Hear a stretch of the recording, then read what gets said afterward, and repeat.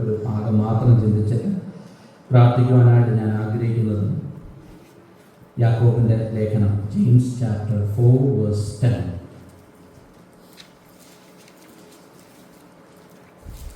കർത്താവിന്റെ സന്നിധിയിൽ താഴുവീൻ, എന്നാൽ അവൻ നിങ്ങളെ ഉയർത്തും. Humble yourself in the presence of the Lord and he will exalt you. കർത്താവിന്റെ സന്നിധിയിൽ താഴുവീൻ. കഴിഞ്ഞ ദിവസം ഞാൻ ചില വേദഭാഗങ്ങൾ പഴയ നിയമത്തിൽ നിന്നൊക്കെ ചിന്തിച്ചപ്പോൾ പലപ്പോഴും നമ്മുടെ ജീവിതത്തിൽ ഏറ്റവും ചലഞ്ചുള്ള ഒരു കാര്യമാണ് കർത്താവിന്റെ സന്നിധിയിൽ താഴുക എന്നുള്ളത്. നാം താഴും, നമ്മളെപ്പോലെ വിനയമുള്ളവർ വേറെ ആരും ഇല്ലെന്നൊക്കെ നമുക്ക് ചിന്തിക്കാം, നമുക്ക് തോന്നും അങ്ങനെയൊക്കെ. പക്ഷെ യഥാർത്ഥമായിട്ടും നമ്മൾ കർത്താവിൻ്റെ സന്നിധിയിൽ താഴുന്നുണ്ടോ? യഥാർത്ഥമായിട്ടും എന്താണ് ദൈവത്തിൻ്റെ സന്നിധിയിൽ താഴുക എന്നുള്ളത്? ദൈവവചനത്തിൽ ദൈവത്തെ ആരാധിക്കുമ്പോഴൊക്കെ നമുക്ക് ഒരുപാട് നല്ല മനോഹരമായ പാട്ടുകൾ പാടി ദൈവത്തെ ആരാധിക്കാൻ പറ്റും. നല്ലതായിട്ട് സംസാരിക്കാൻ അറിയാവുന്നവർക്ക് ഒരുപാട് നല്ല പുതിയ വേർഡ്സൊക്കെ കണ്ടുപിടിച്ച് നമുക്ക് പറയാൻ കേൾക്കും. ഇതൊക്കെ കേട്ട് കഴിയുമ്പോൾ കേൾക്കുന്നവരൊക്കെ വിചാരിക്കും എത്ര താഴ്മയും വിനയമുള്ള ആൾക്കാർ, ഇവർക്ക് ദൈവത്തെ ഇത്ര സ്നേഹമാണ്, ഇവരുടെ വാക്കുകളൊക്കെ കേട്ട് കഴിഞ്ഞു. എന്നാൽ ദൈവത്തിന് നമ്മുടെ അകം അറിയാം, നമ്മുടെ ഹൃദയങ്ങളുടെ ആഴങ്ങൾ ദൈവത്തിന് നന്നായിട്ട് അറിയാം. ഞാൻ ദാനിയേലിൻ്റെ പുസ്തകം, ദാനിയേൽ പ്രവാചകന്റെ പുസ്തകം അതിൻ്റെ 1-ാം അധ്യായത്തിൻ്റെ 31 മുതൽ 35 വരെയുള്ള വാക്യം.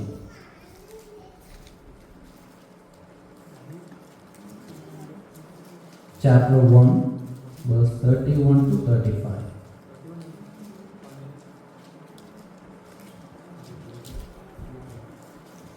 Sorry?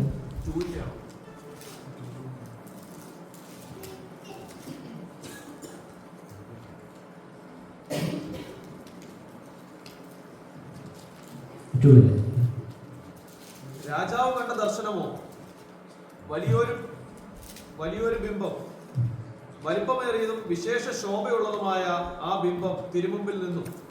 അതിന്റെ രൂപം ഭയങ്കരമായിരുന്നു. ബിംബത്തിന്റെ തല തങ്കം കൊണ്ടും നെഞ്ചും കൈയും വെള്ളി കൊണ്ടും വയറും അരയും താമ്രം കൊണ്ടും തുട ഇരുമ്പ് കൊണ്ടും കാൽ പാതി ഇരുമ്പ് കൊണ്ടും പാതി കളിമണ്ണുകൊണ്ടുമായിരുന്നു. തിരുമനസ്സുകൊണ്ട് നോക്കിക്കൊണ്ടിരിക്കുമ്പോൾ കൈ തൊടാതെ ഒരു കല്ല് പറിഞ്ഞു വന്ന് ബിംബത്തെ ഇരുമ്പും കളിമണ്ണും കൊണ്ടുള്ള കാലിൽ അടിച്ച് തകർത്ത് കളഞ്ഞു. ഇരുമ്പും കളിമണ്ണും താമ്രവും വെള്ളിയും പൊന്നും ഒരുപോലെ തകർന്ന് വേനൽക്കാലത്ത് കളത്തിലെ പതിർ പോലെ ആയിത്തീർന്നു. ഒരിടത്തും തങ്ങാതെ വണ്ണം കാറ്റവയെ പറപ്പിച്ചു കൊണ്ടുപോയി. ബിംബത്തെ അടിച്ച കല്ല് ഒരു മഹാപർവ്വതമായി തീർന്ന് ഭൂമിയിലൊക്കെ നിറഞ്ഞു. ദാനിയേലിന്റെ പുസ്തകം, വെളിപ്പാട് പുസ്തകം, ഇതൊക്കെ കർത്താവിന്റെ 2ാമത്തെ വരവിനെ കുറിച്ചുള്ള പ്രവചനങ്ങളാണ്. ഒരുപക്ഷെ ഏറ്റവും പഠിക്കുവാൻ ഏറ്റവും പാടുള്ള ഒരു പുസ്തകം കൂടെയാണ് ദാനിയേൽ പ്രവചനം. അത് ആ ഭാഗങ്ങൾ കർത്താവിന്റെ വരവിനെ കുറിച്ചാണ് അവിടെ പറയുന്നിരിക്കുന്നത്. ഇവിടെ നെബൂഖദ്നേസർ രാജാവ് കണ്ട ഒരു ദർശനമാണ് ഇവിടെ വിവരിച്ചിരിക്കുന്നത്. നെബൂഖദ്നേസർ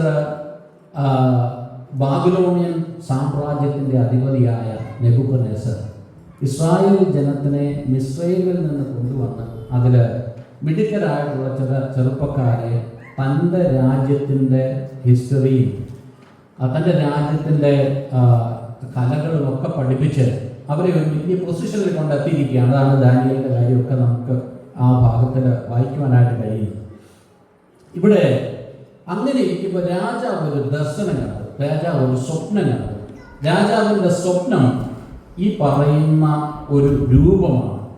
രാജാവ് ഒരു കാര്യം ചെയ്ത് അവിടെയുള്ള മിടുക്കരായിട്ടുള്ള അവിടെയുള്ള പ്രവാചകന്മാരെയും ലക്ഷണക്കാരെയും മന്ത്രവാദികളെ എല്ലാം വിളിച്ചിട്ട് അവരോട് പറഞ്ഞു, ഞാനൊരു സ്വപ്നം കണ്ടു, അതിൻ്റെ അർത്ഥം നിങ്ങൾ പറയണം.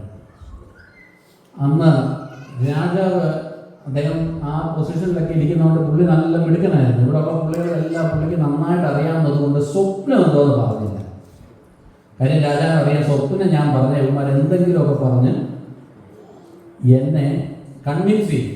അപ്പോൾ പുള്ളി പറഞ്ഞു, ഒരു കാര്യം ചെയ്യും, ദൈവം നിങ്ങൾക്ക് വെളിപ്പെടുത്തി തരുവാണെങ്കിൽ സ്വപ്നം കൂടെ പറയണം, സ്വപ്നം കൂടെ പറഞ്ഞ് എനിക്കതിൻ്റെ അർത്ഥം അറിയണം. ഞാനിന്ന് ചിന്തിക്കുകയായിരുന്നു, അങ്ങനെയാണെങ്കിൽ ആ കാലത്ത് മിക്കവാറും അധികം പ്രവാചകന്മാരൊന്നും കാണത്തില്ല. അങ്ങനെ പ്രവാചകനുള്ള ടൈറ്റിൽ ഒന്നും എടുക്കാൻ ആരും ആഗ്രഹിക്കത്തില്ല. കാര്യം രാജാവ് പറഞ്ഞില്ലെങ്കിൽ നിന്നെ എല്ലാം ഞാൻ കൊല്ലും. ആകെ പെട്ടിരിക്കുന്ന സമയത്താണ് ദാനിയേൽ സ്വപ്നത്തിൻ്റെ അർത്ഥവും ആ സ്വപ്നവും തൻ്റെ മുമ്പിൽ വിവരിക്കുവാനായിട്ടിടയായി. അപ്പോൾ ഇതൊരു ജാതീയ രാജാവായിരുന്നു നെബൂഖദ്നേസർ. പക്ഷേ ഈ ജാതീയ രാജാവിന് ദൈവം കൊടുത്ത ആ ഒരു പ്രവചനം, അല്ലെങ്കിൽ ദൈവം കൊടുത്ത ആ ഒരു വെളിപ്പാട്, അത് കർത്താവിൻ്റെ രണ്ടാമത്തെ വരവ് വരെയുള്ള സാമ്രാജ്യങ്ങളുടെ അതിൻ്റെ സമയങ്ങളെക്കുറിച്ച് എനിക്ക് വെളിപ്പെടുത്തുവാനായിട്ടിടയായി. അപ്പോൾ ആ ഭാഗം അതെനിക്ക് ഒരു താൻ കണ്ട ആ ദർശനം, ആ ഒരു പിക്ചർ ഒന്ന് ഷെയർ ചെയ്താൽ നല്ലതായിരിക്കും. അപ്പോൾ അവിടെ താൻ കണ്ട സ്വപ്നത്തിൽ തല അത് ബാബിലോണിയൻ സാമ്രാജ്യത്തെയാണ് കാണിക്കുന്നത്. അപ്പോൾ ഈ ബാബിലോണിയൻ സാമ്രാജ്യം ശക്തമാണ്, ഗ്ലോറിയസ് ആയിട്ടുള്ള ഒരു സാമ്രാജ്യം. അതിനുശേഷം കാണിക്കുന്നത് മിദ്യ പേർഷ്യ സാമ്രാജ്യം. ഇത് രണ്ടും കൂടെ ഇടകലർന്ന, ഇത്രയും ഗ്ലോറി ഇല്ലാത്ത, അതിനേക്കാൾ കുറച്ചുകൂടെ മഹിമ കുറഞ്ഞ ഒരു ക്ലിയർ ആകുന്നത് ഒരു സാമ്രാജ്യമാണ് അതിനുശേഷം ഉണ്ടാകാൻ പോകുന്നത്. പിന്നെ അതിൻ്റെ വയറും തൈയും ഒക്കെ ബ്രോൺസ് കൊണ്ട് ഉണ്ടാക്കിയ ഒരു സ്തംഭമാണ്. അതിനകത്ത് അത് ഗ്രീസ് സാമ്രാജ്യത്തെയാണ് കാണിക്കുന്നത്. അതിനുശേഷം തൻ്റെ കാലുകൾ അത് അയൺ കൊണ്ട്, ലോഹം കൊണ്ട് ഉണ്ടാക്കിയ, ഇരുമ്പ് കൊണ്ടുണ്ടാക്കിയ ഒരു സാമ്രാജ്യം, അത് റോമ സാമ്രാജ്യത്തെ കാണിക്കുന്നു. അതിനുശേഷമുള്ള ഒരു കാലഘട്ടമാണ് ഏതാണ് ഇന്ന് നാം കാണുന്ന സാമ്രാജ്യങ്ങൾ, അല്ലെങ്കിൽ ഇന്ന് നാം കാണുന്ന ഡെമോക്രാറ്റിക് ആയിട്ടുള്ളതും, അല്ലെങ്കിൽ ഇന്ന് നാം ഇവിടെ കണ്ടുകൊണ്ടിരിക്കുന്ന തിരഞ്ഞെടുക്കപ്പെട്ട മന്ത്രിസഭക്കും അങ്ങനെയുള്ള ഗവൺമെൻറ്. ഇതിനെക്കുറിച്ചാണ് കാണിക്കുന്നത്. ഇരുമ്പും മണ്ണും കൊണ്ട് ഉണ്ടാക്കിയിട്ടുള്ളത്. ഇതിൻ്റെ പ്രത്യേകത എന്ന് പറഞ്ഞാൽ ഇതെല്ലാം അത്രയ്ക്ക് സ്ട്രോങ് അല്ല. ഇതെല്ലാം ഏത് സമയത്തും പൊട്ടിപ്പോകുന്നതാണ്. ഇപ്പോൾ ഇവിടെ റീസെൻ്റ്ലി ഇലക്ഷൻ പ്രഖ്യാപിച്ചു. അപ്പം മന്ത്രിസഭ പോകുമോ നിൽക്കുമോ എന്നുള്ള കാര്യത്തിലൊക്കെ ഒരു വലിയൊരു അനിശ്ചിതത്വത്തിൽ ഇങ്ങനെ നിൽക്കുന്നു. ഇത് മറ്റ് രാജ്യങ്ങളിലെല്ലാം കാണുന്നത് വെച്ച് നോക്കിയാൽ മറ്റ് രാജ്യങ്ങളിലെല്ലാം ഈ ഒരു അൺസർട്ടനിറ്റി ഉണ്ട്. കാര്യം ആരും അധികം നാൾ ഭരിക്കത്തില്ല. 5 വർഷം അല്ലെങ്കിൽ 10 വർഷം അതിന് ശേഷം ഒരു ഗവൺമെൻറ് നിൽക്കുന്നില്ല. സത്യം പറഞ്ഞാൽ ഇന്ന് ഒരു എല്ലാ രാജ്യങ്ങളുടെയും പ്രത്യേകമായിട്ടുള്ള ആഗ്രഹം സ്ട്രോങ് ആയിട്ടൊരു ലീഡർഷിപ്പ് ഉണ്ടാകണം എന്നുള്ളത് അതിന് പലയിടങ്ങളിലും ഉണ്ടാകുന്നില്ല. കാര്യം ഇതാണ് ഈ കാലഘട്ടത്തിൻ്റെ പ്രത്യേകത. അപ്പം ഈ സാമ്രാജ്യങ്ങൾ ഉണ്ടാകുന്ന സാമ്രാജ്യങ്ങൾ കർത്താവിന് മുമ്പിട്ട് ഈ BC 600-കളിലാണ് ഈ ഒരു കാര്യം ദാനിയേലിന് വെളിപ്പെടുത്തുന്നത്. ഈ ഒരു കാര്യം നെബൂഖദ്നേസർ കാണുന്നത് നിങ്ങൾ ശ്രദ്ധിച്ചിരിക്കണം. അപ്പോൾ ഈ 600 വർഷത്തിന് മുമ്പ് ഈ കർത്താവിൻ്റെ രണ്ടാമത്തെ വരവ് വരെയുള്ള എല്ലാ കാര്യങ്ങളും, കാലഘട്ടങ്ങളും, സാമ്രാജ്യങ്ങളും ഒക്കെ ആർക്ക് വെളിപ്പെടുത്തി? നെബൂഖദ്നേസർ രാജാവിന് ദർശനം കൊടുത്തു. ദാവീദ് ആ ദർശനത്തിൽ നിന്ന് പറയുവാനായിട്ട് ഇടയായി. ഹല്ലേലൂയ. ഈ നെബൂഖദ്നേസർ രാജാവ് എന്താ ചെയ്തത്? ഇതെല്ലാം കൂടെ കേട്ട് കഴിഞ്ഞപ്പോൾ പുള്ളിക്ക് ഒരു കാര്യം മനസ്സിലായി. ദാവീദിൻ്റെ ദൈവം ശക്തനായ ദൈവമാണ്. ദാനിയേലിൻ്റെ ദൈവം അവന് ശക്തനായ ദൈവമാണ്. ഈ ദൈവത്തിന് ഈ കാര്യങ്ങൾ ഒക്കെ വെളിപ്പെടുത്തുവാനായിട്ട് കഴിഞ്ഞു. ഹല്ലേലൂയ.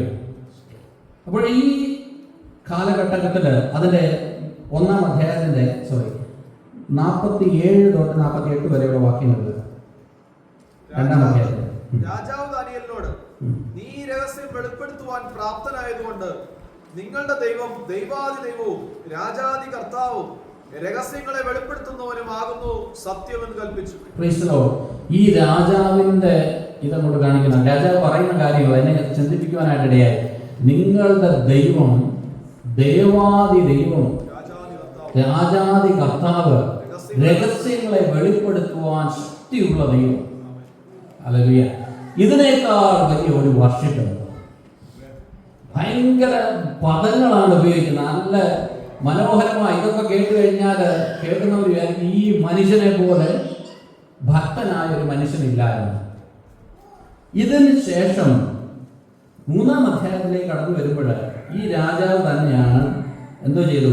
ഈ രാജാവ് നോക്കിയപ്പോൾ ഈ തല ആരാ? തല ആരാ? തല പൊന്നുകൊണ്ടുണ്ടാക്കിയത്. തല ആരാ? ഈ ബാബിലോണിയൻ സാമ്രാജ്യം.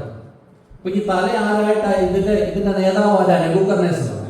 അപ്പൊ രാജാവ് ഒരു കാര്യം ചെയ്യും, ഇനി എന്റെ സാമ്രാജ്യം തകരരുത്, എന്റെ സാമ്രാജ്യം തകരരുത്. അതുകൊണ്ട് എന്ത് ചെയ്യണം? സ്വർണം കൊണ്ട് വലിയൊരു എന്റെ രൂപം ഉണ്ടാക്കി അവിടെ സ്ഥാപിക്കണം എന്ന് പറഞ്ഞാൽ അതിനുശേഷം ഈ ബാക്കിയുള്ള ലോകങ്ങളൊന്നും വേണ്ട, സിൽവർ വേണ്ട, ബ്രോൺസ് വേണ്ട, അയൺ വേണ്ട, എല്ലാം സ്വർണം മതി. അങ്ങനെ രാജാവ് അങ്ങ് തീരുമാനിച്ചു. അപ്പൊ ദൈവം ഒരു കാര്യം തീരുമാനിച്ചാൽ ഒരു രാജാവിനും അത് മാറ്റാനായിട്ട് പറ്റത്തില്ല.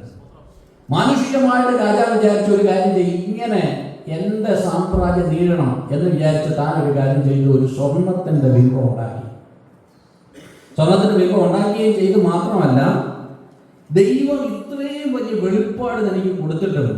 തനിക്ക് തൻ്റെ ജീവിതത്തിൽ ഒന്ന് മാനസാന്തരപ്പെടുവാനായിട്ട് കഴിഞ്ഞില്ല. തൻ്റെ ജീവിതത്തിൽ ദൈവസന്നിധിയിൽ നിന്ന് ഹംബിൾ ചെയ്യുവാനായിട്ട് കഴിഞ്ഞില്ല. ഇന്നത്തെ ഏറ്റവും വലിയ ചോദ്യം, നാം പാടുകയും ആരാധിക്കുകയും പ്രാർത്ഥിക്കുകയും ഒക്കെ ചെയ്യുന്ന ദൈവസന്നിധിയിൽ വാസ്തവമായിട്ട് നമുക്ക് താഴാനായിട്ട് കഴിയുന്നുണ്ടോ? റിയലായിട്ട് ദൈവസന്നിധിയിൽ ഹംബിൾ ആകാനായിട്ട് കഴിയുന്നുണ്ടോ? ഞാൻ നേരത്തെ പറഞ്ഞതുപോലെ സ്നാനത്തിന്റെ ഏറ്റവും വലിയ ചലഞ്ച് സ്നാനപ്പെടുന്നത് കൊണ്ട് നാട്ടുകാർ പറയുന്നതോ വീട്ടുകാർ ഇറക്കി വിടുന്നതോ ഒന്നും അല്ല. സ്നാനത്തിന്റെ ഏറ്റവും വലിയ ചലഞ്ച്, സ്നാനത്തിന്റെ ഏറ്റവും വലിയ ചലഞ്ച് ഈ താഴാനായിട്ട്, മരിക്കാനായിട്ട് നമുക്ക് പറ്റുന്നില്ല എന്നുള്ളതാണ് സ്നാനത്തിന്റെ ഏറ്റവും വലിയ ചലഞ്ച്. ഹല്ലേലൂയ. ദൈവമക്കളെ, നമുക്ക് ഹംബിൾ ആകാനായിട്ട് കഴിയാത്തത് കൊണ്ടാണ് ദൈവത്തിന് നമ്മളെ ഉപയോഗിക്കുവാനായിട്ട്, ദൈവത്തിന് നമ്മളെ ഉയർത്തുവാനായിട്ട് കഴിയാതിരിക്കുന്നത്. ദൈവസന്നിധിയിൽ ഒന്ന് താഴാനായിട്ട് ഈ രാജാവിന് കഴിഞ്ഞില്ല. ഇത്രയും വലിയ ഒരു വെളിപ്പാട് ഒരു ജാതീയ രാജാക്കന്മാർക്കും ഇതുവരെ ലഭിച്ചിട്ടില്ലാത്ത ഒരു വെളിപ്പാടാണ് നെബൂഖദ്നേസർ രാജാവിന് ലഭിച്ചത്.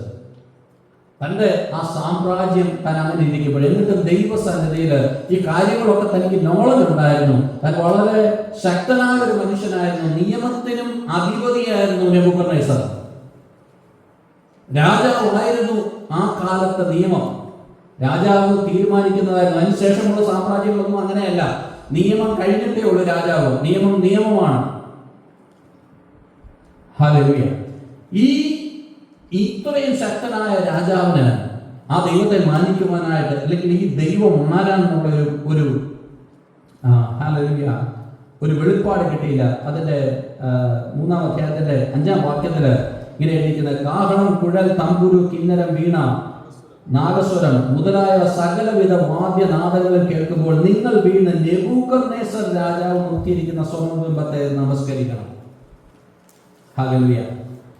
അതിന് എതിർത്ത് നിന്ന എബ്രായ ബാലന്മാരുടെ കഥയൊക്കെ നമ്മൾ പല പ്രാവശ്യം ചിന്തിച്ചിട്ടുണ്ട്. എരിയുന്ന തീച്ചൂളയിലേക്ക് അവര് വലിച്ചെറിയപ്പെട്ടു. ഹല്ലേലൂയ. പക്ഷേ ഈ പാറ ആരാണെന്നുള്ള കാര്യം അതിനെക്കുറിച്ചൊന്നും പറയാൻ എനിക്കുന്ന സമയമല്ല. ക്രിസ്തുവാകുന്ന പാറയാണ് ഈ സാമ്രാജ്യങ്ങളെല്ലാം തകർത്തത്. കർത്താവിന്റെ വരവ് ഒരു കാലഘട്ടത്തിൽ സംഭവിക്കും. നമ്മൾ ഇന്ന് കാണുന്ന എല്ലാ സമയങ്ങളും മാറും. അതൊരു വാസ്തവമാണ്.